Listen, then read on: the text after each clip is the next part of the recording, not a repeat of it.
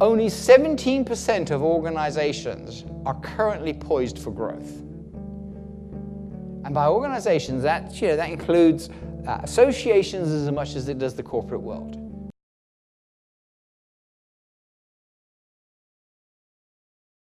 I'm not one of those presenters, by the way, who will suddenly pick on you.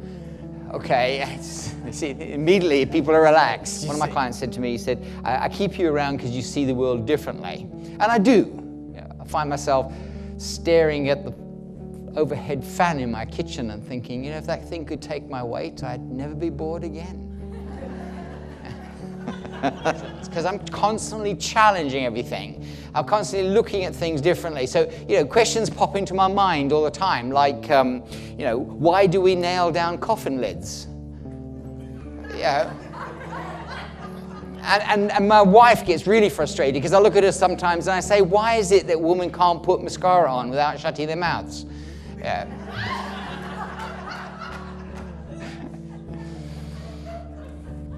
We're living in one of the most exciting times. I mean, years from now, our grandchildren, great-grandchildren, future generations are going to look back at this point in history and go, wow, that must have been amazing about it.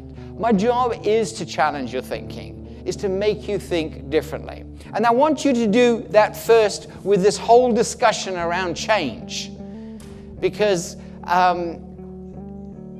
change is not bad. You got this expression that people say that, change, people don't like change. Yeah, if we had no change, we'd be bored, right? Okay, so we do like change. Now let me try and illustrate this for you. I came across a bunch of advertisements just recently, and I'm going to share them with you. Look at this. To wake up gay in the morning. You just wouldn't put that there these days, would you? How about this one? Christmas morning, she'll be happier with a Hoover.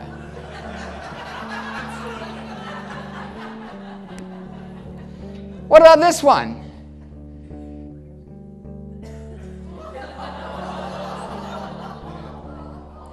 You can imagine the people at Kenwood today must be going, oh my God, we didn't really do that, did we?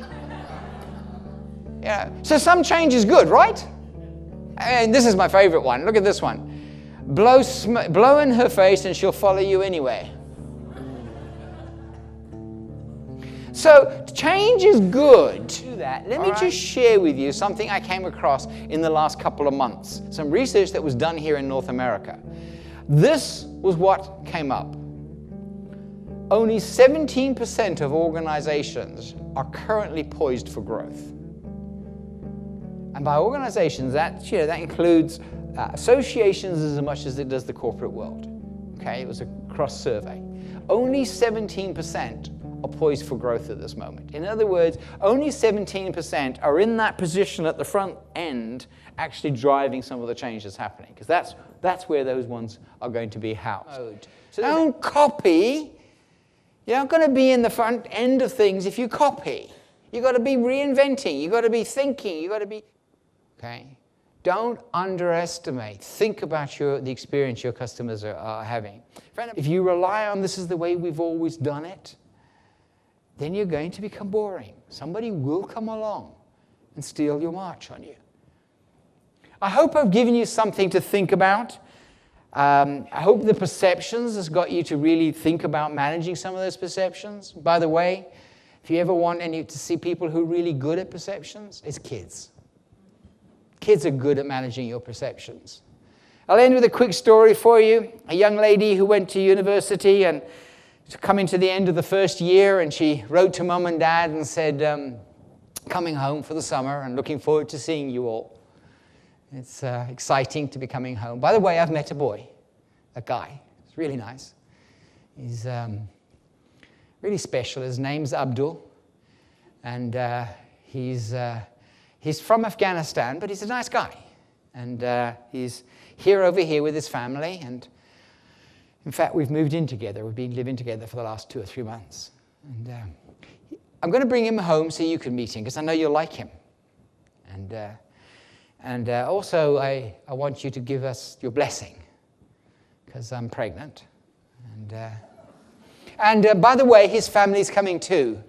But it's okay because they live in a caravan. So they're bringing their caravan, and I thought they could park in the front garden and we could all be a family for the summer, if that's okay with you.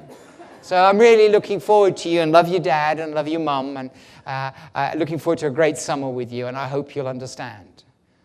Love, Jane.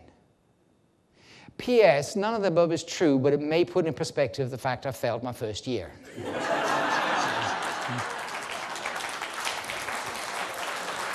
Ladies and gentlemen, thank you very much for having me. I'll be around if you want to ask me questions. I hope this has been helpful. Thank you very much.